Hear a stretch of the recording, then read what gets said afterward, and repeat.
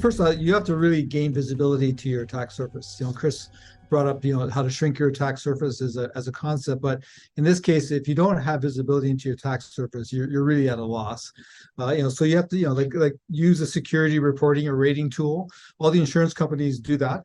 They spray you and they have a rating on you, and you need to know what they're looking at. And then, of course, you have to action that. But you also have to make sure your entire attack surface is part of that, right? So you have to look at all of your most strategic technology partners and make sure that their clouds are part of that rating tool, and make sure you get all that in. And also, if there is any shadow IT that we typically try to avoid through a CASB, but again, people still buy stuff, and we check their expense reports. We get accounts payable to check their expense reports to see if they're buying anything or paying for anything. And especially in the marketing side, it's so easy to get platforms to do presentations. Those are a big risk.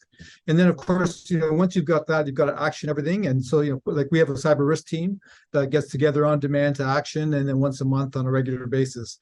And we look at the actions. So you're looking at, are all our certificates up to date? Why is that patching not up to date? In one of our, in Asia Pac, for example, because, we have a worldwide footprint, so things can get out of sync, and really sort of measure that.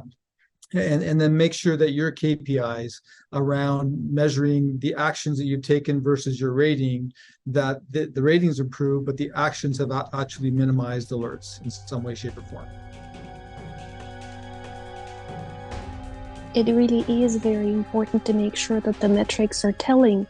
But one of the things that cannot be done by anyone, but only in-house, is right configuration of anything that's brought into the cybersecurity stack.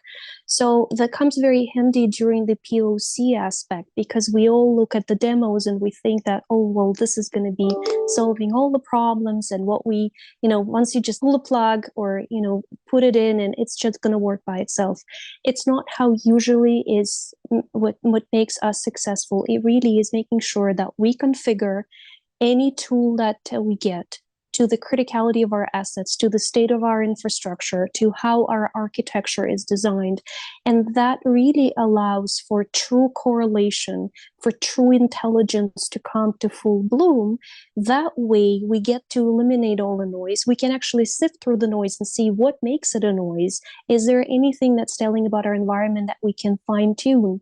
And that gives us the better capability to not only turn on the tool, but also have a better understanding of our entire landscape. And to Chris's point, the threat surface. Every piece of data, every tidbit is making us more intelligent, more informed, and we can use it in much more granular way once we look at it holistically.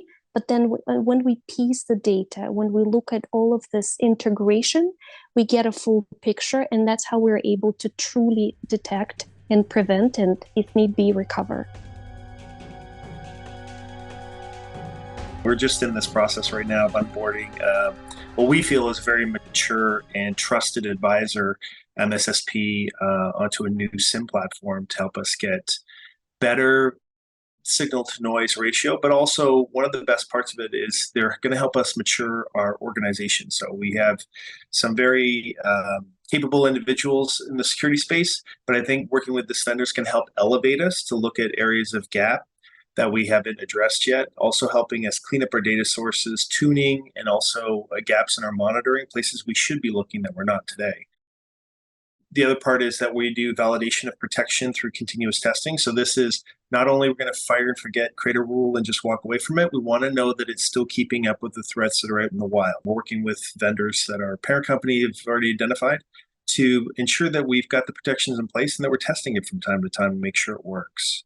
Trying to ensure that we know what our domain is. We have scenarios where we have either orphaned domains or pieces of equipment that we forgot are still turned on. We have to find them, know that they're ours. We have to reach out and actually get them turned off, and then drill into the vulnerabilities related to both internal and external systems. And then we start to clean things up. So all of those together are helping us get better at the metrics. Right now, we're actually looking at one metric, which is really around the vulnerability management, which is our first key area of cleanup. We want to just get that down as low as possible, clean up all the easy targets, and reduce that attack surface.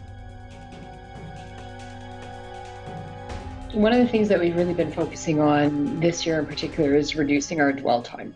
We placed it on our scorecard, and it's one of the outcomes that we're the most proud of and where we're really moving the needle.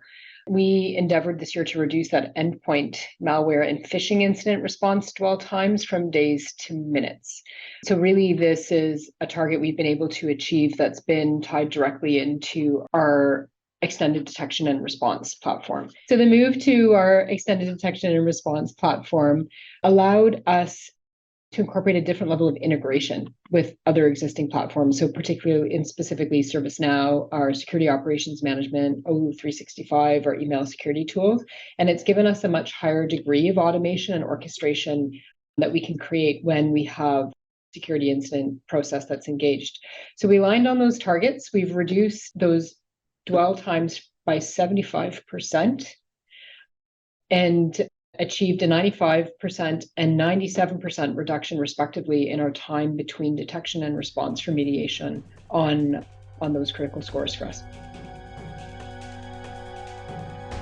Similar to any incident, any problem, prevention is normally the best way of cure. So looking into, as much as possible, detecting vulnerability as part of the ongoing release management. So any of our train of a release management every time goes through test of the vulnerability, similar to concept of a white hacker in the automated system, checking and poking everywhere to make sure if there is any vulnerability. Despite the best effort, there are always more smarter, bad guys that come to the system and get what they are looking for. In these scenarios, the mean time to detect is the measurement that we go after. And we are looking for making sure that this mean time is as small as possible. You've mentioned the dwell time, which is 98 minutes. We found that this mean time, every percentage of this mean time that it is going lower, the impact to the system goes by double-digit reduced, basically. So mean time to detect, and then it is very important for making sure that the situation does not linger. First, we will make sure that we detect as fast as possible. So even before preventing it, then detecting it, and then making sure that we are not letting it linger. How we are doing it is based on fine-tuning the signal to noise ratio. There are millions of the signals that are coming your way, which one to take, and we are using AI to actually detect specific signals from the sea of noise that are coming our way. And we are keeping it very simple. There are very few things that, based on the industry, in this specific QSR industry, we are being very sensitive about and turning those signals as a high on our notification. And then speed at blocking. This is another measurement that we have to make sure that we are not letting the problem to crawl to other places. This is not just blocking speed by just prevention and detection and preventing after, taking care of after. It is actually starting from the design. So having the system to be built in a microservices way that if there is an area of vulnerability, it is possible to immediately shut it down without impacting the rest of the system. So it all starts from the design to make sure that we have this base in place and then measure the success of it. Hearing the experience of coming through, I can't even count how many times the ransomware incident response team and how long I spent in engineering, despite my parents saying, get a job in management. You won't have to do this techie stuff in the middle of the night. I said, no, I'm really good at it. and here's what I've learned in those exercises, right? The mainstay of the attack surface really is about whether you build software, you're shipping a target. If you host software, you are the target, right? And so when you think about the people on this call, you can almost imagine which one of us is the most juicy ransomware target. We talk about education and healthcare becoming increasingly targets for this stuff, but it's because of the fact that they have so many systems to host. And under duress, it's hard to beat that adversary when they've got so many targets and you're a small team that probably hasn't grown to that size, right? You can't scale beyond the human. So a lot of what we actually talk about in terms of reducing the attack surface is actually limiting the connections between a lot of those systems, making it so that they have to be right once is only in the scenario where that one action can just destroy the systems, right? Material damage. So in that proactive assessment, I think the mitigations that we're talking about, the isolation, the segmentation, especially if you think about, somebody like Kobo, maybe you guys are using serverless cloud stuff, right? So less of a service than TDSP, maybe tens of thousands of different servers that they have to kind of keep an eye on and harden, right? So that's kind of something we've developed in our assessment to walk people through. How do you prioritize those mitigations? How do you make sure that those are getting more attention if ransomware is a bigger problem at the board level? To focus on that from an attack surface perspective, because it is more than vulnerabilities, right? You're not going to know the vulnerability in all cases. You're not going to be able to react in time. So that proactive measurement of cutting down the attack surface is really about limiting those connections first and foremost. When it comes to testing on detection and response, right? Almost everybody's metrics talk about right of boom, right? When we are notified by an end user, when we are notified by a product, when we are notified by a system that is going to sound some sort of alarm that gets the right teams involved, right? And then there's those, pit crew level seconds we're shaving off right of boom, right? But that's only really possible when you increase the amount of testing you're doing before it actually happens in reality.